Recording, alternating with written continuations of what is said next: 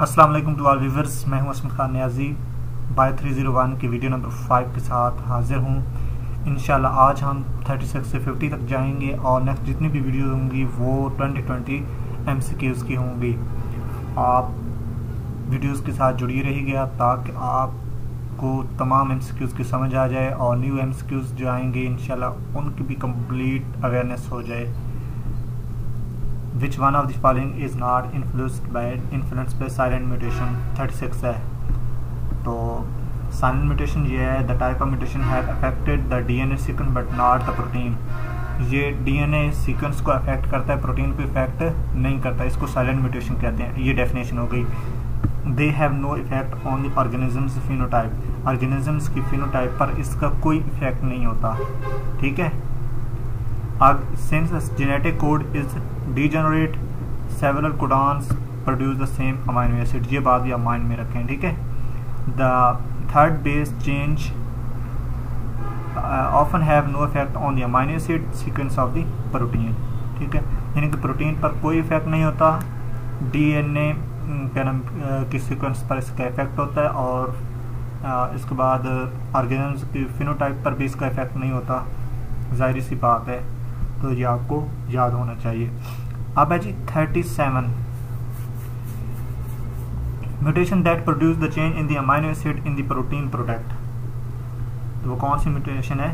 वो कहता है माइसेंस mutation, MISSENSC MUTAT।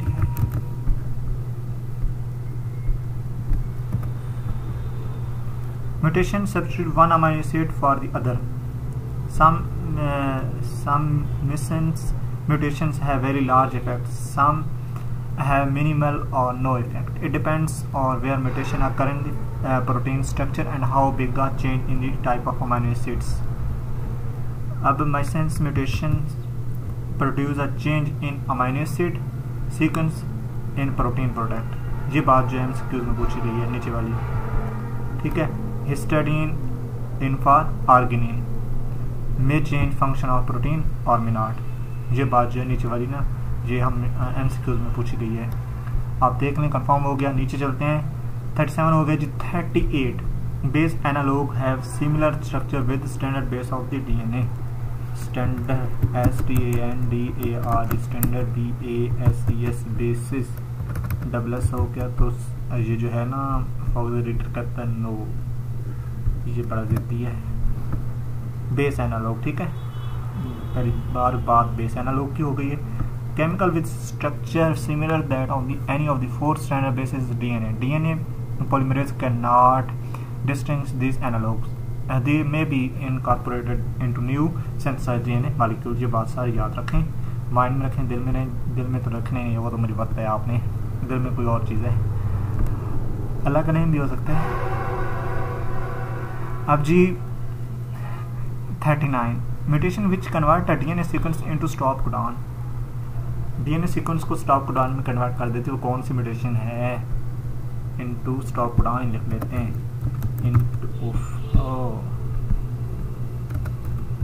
Into stop codon,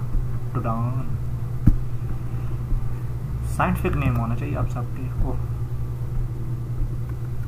चलो इनटू स्टॉप लिख देते हैं, नहीं कल्ला स्टॉप कोडॉन लिख देते हैं। हाँ जी, नॉनसेंस, इसकी सेंस ही नहीं है। हाँ ये नॉनसेंस है, इसलिए इसको कुछ सेंस नहीं है ना, इसको नॉनसेंस कहते हो ना, इसकी तो सेंस ही नहीं है। The nonsense mutation convert amino acid into stop codon. आगे वाली बात भी देख ली, इंस्ट्रक्टर का दिल कर लेता है ना, मैं भी पूछूं ये वाली बात। This is to shorten the resulting protein. ये बात इंपॉर्टेंट है, MCQs में पूछी जा सकती है। आगे जी 39 हो गया। 40 जो है ये जियो पॉपुलेशन, इसको अभी मैं छोड़ रहा हूँ, मुझे सही से इसका आंसर नहीं मिल रहा। लास्ट में इंशाल्लाह। ABO blood group system is an example of multiple alleles. ये आपको पता होना चाहिए। ABO ये आपको पता होना चाहिए, नहीं पता तो खैर है। एबियो ब्लड मल्टीपल अलील की ये एक एग्जाम्पल है, पता तो होना चाहिए ना। Multiple alleles blood group ABO blood group system. और दूसरी जो इम्पोर्टेंट बात है allele controlled by tri allelic gene, ये एमसीक्यूज आता है, आपको पता होना चाहिए।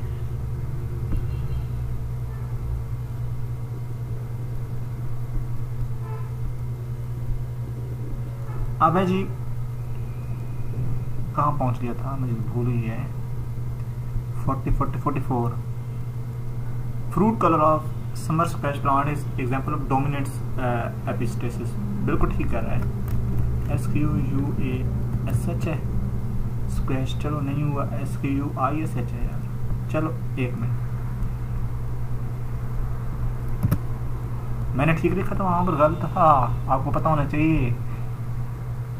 अगर वो वाला लिखता तो फॉरवर्ड रीडर कहता नो, डोमिनेंट एपिस्टेसिस, ठीक है, dominant epistasis fruit colour is summer squash, ठीक है। पहले वाली बात भी देख लो ना, epistasis gene exerts an effect with the presence of dominant अलील, ये बात भी आपको माइंड में थोड़ी बहुत होनी चाहिए।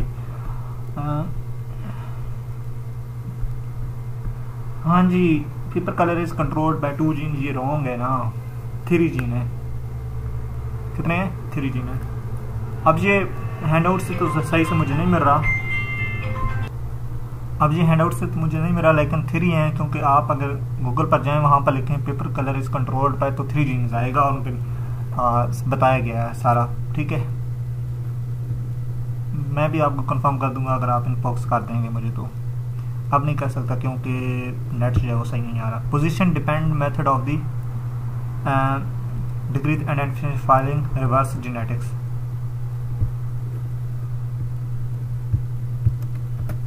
REVERS रिवर्स टिक्स, आम सी बात है, बारीक सी बात है। पोजीशन डिपेंडेंट क्लोनिंग और रिवर्स जेनेटिक, ठीक है, this is method mostly used today, दोनों बात माइंड में रख लें। आगे जी 47 genetics can be studied by, एक होता है रिवर्स और एक होता है फॉरवर्ड, दोनों में, ठीक है। जेनेटिक्स जो है वो स्टडी होती है फॉरवर्ड और क्या है रिवर्स वे में, 2 वे में। अगर आपको नहीं पता तो देख लें, रिवर्स और फॉरवर्ड ये जो है ये जेनेटिक्स का फादर है, पप्पा है जेनेटिक्स का, इन्हों भी याद रखो।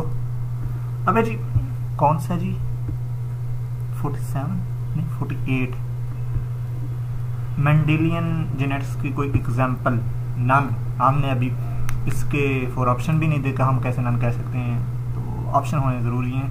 मैं तो कहता हूँ जो भी फाइल बंदा बनाए ऑप्शन ज़रूर बनाए, ऑप्शन से ही समझ सही आती है।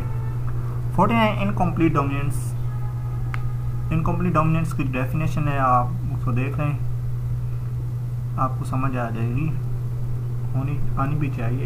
इनकम्प्लीट डोमिनेंस, चलो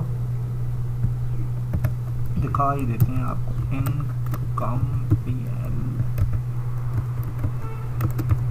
डोमिनेंस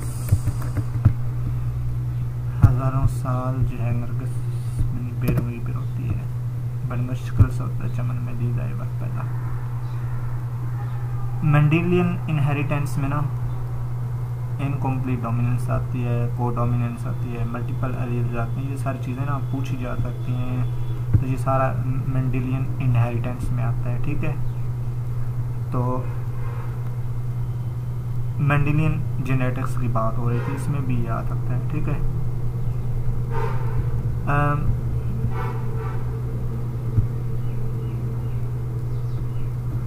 ये बातें सम allele for a gene are not completely dominant and intermediate phenotype between two extremes, intermediate phenotype, ठीक है। बात हो गई थी intermediate की, तो आप देख रहे हैं वहाँ पर भी बात है intermediate phenotype is developed from the cross of parental generation, condition in which gene prevent the expression of other gene epistasis की ये बात हुई है। एपिस्टेसिस कहते हैं जीन जो है जो दूसरे जीन्स को प्रिवेंट करता है, हाइड करता है। एपिस्टेसिस नहीं, हाँ ना, नहीं क्यों, ये हाँ, gene to effect an organisms, ये आ गया। One gene locus can hide or prevent expression of allele and second gene locus is called epistasis. ये बात भी आपको आनी चाहिए। ओके, अल्लाह हाफिज़, टेक केयर ऑफ योरसेल्फ। मिलते हैं एक न्यू वीडियो के साथ, अपना ख्याल रखिएगा।